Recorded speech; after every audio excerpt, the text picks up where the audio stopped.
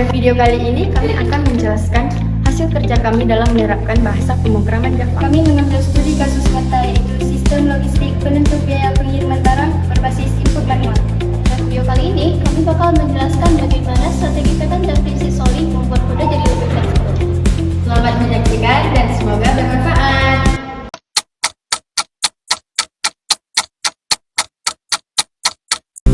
Saya Jihan Mulidia, saya akan menjelaskan implementasi strategi pattern dalam sistem penentuan biaya pengiriman logistik berbasis Java. Oke, masuk ke slide kedua, komponen strategi pattern.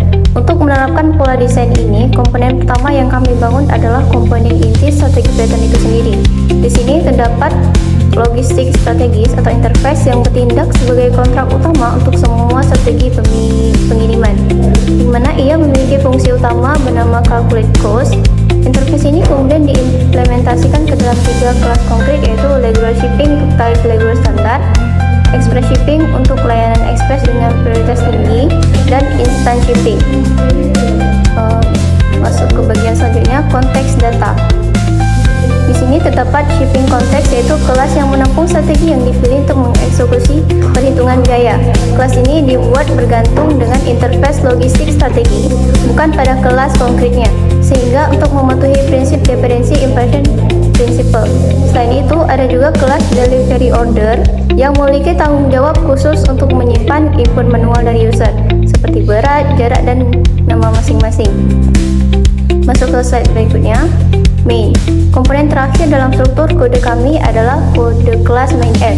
Kelas ini berisi fungsi main utama yang bertugas untuk menjalankan seluruh program mainF. MainF bertanggung menyediakan menu interaktif di terminal serta menerima semua input manual dari keyboard pengguna dengan memanfaatkan objek scanner. Setelah itu, semua komponen siap. Mari kita lihat bagian alur jalannya program ini di slide berikutnya. Alurnya sangat sederhana dan interaktif. Pertama, terjadi input data barang di mana pengguna memasukkan nama barang, berat, dan jarak pengiriman secara manual.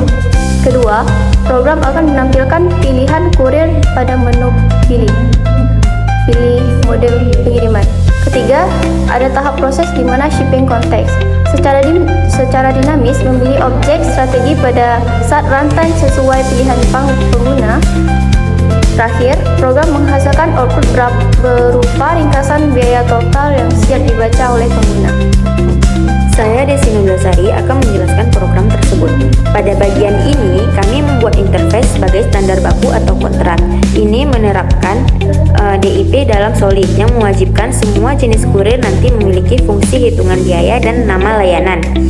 Yang kedua, implementasi tarif. Kelas regular ship, express ship, dan instant ship mengimplementasikan interface tersebut. Di sini berlaku RSP karena tiap kelas hanya mengurus rumusnya sendiri, serta OCP karena jika ingin menambah kurir baru setiap kargo, kita cukup buat kelas baru tanpa mengubah kode yang lama. Nah, kemudian kelas konteks yaitu shipping connect. Ini adalah kelas connect yang mengatur jalannya strategi pattern. Kelas ini menyimpan variabel berupa interface, bukan karena konkret yang memperkuat prinsip DIP. Fungsi set-ship strategi berguna untuk mengganti metode kurir secara dinamis saat program berjalan, sedangkan execute collection berfungsi mengeksekusi rumus dari kurir yang dipilih. Kemudian main app dan input output.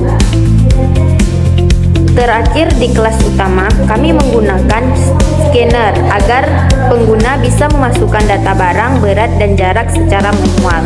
Pilihan user kemudian diproses lewat switch case untuk menyuntikkan strategi kurir yang sesuai ke dalam connect.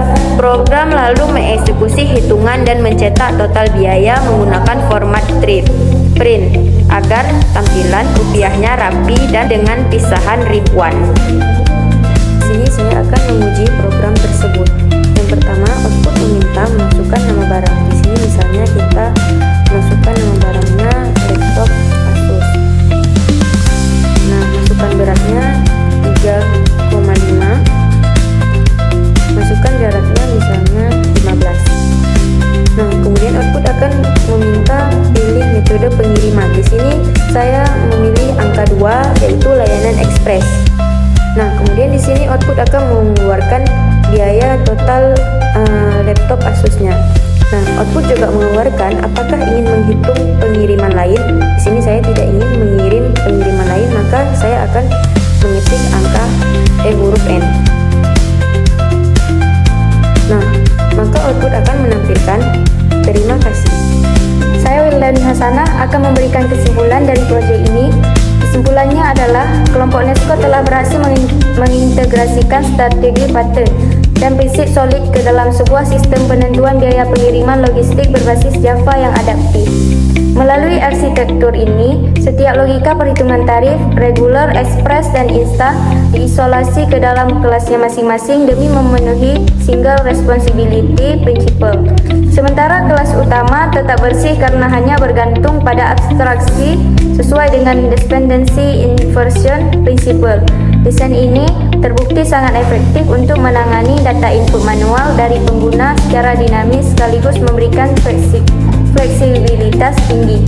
Open atau closed principle, di mana penambahan fitur atau jenis layanan kurir baru di masa mendatang dapat dilakukan dengan mudah tanpa harus mengubah atau merusak kode program yang sudah berjalan stabil.